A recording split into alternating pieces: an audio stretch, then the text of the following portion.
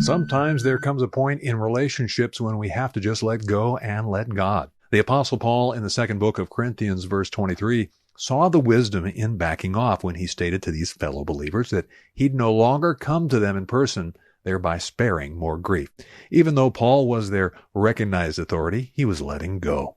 He said that he was not interested in dominating their faith, but considering himself a fellow worker in Christ, recognizing that they must stand on their own faith for the sake of their personal joy. This is an important lesson for us to learn, that we can rob others of the joy of success when they're propped up, subject to, and dependent on us. And very often our motive isn't as pure as it should be, in that these lopsided relationships feed our egos at the same time they put restraints for growth on others. Paul must have been a force to be reckoned with, having withstood everything he did. But even his opinionated personality saw the good in letting go and letting God be in the driver's seat. Like a well-intended parent, he invested himself so heavily in the role, trying to somehow guarantee their success, that he had to readjust his focus. So I encourage you to move on from those overdeveloped relationships that need a little breathing room, so maybe one day they can bloom again.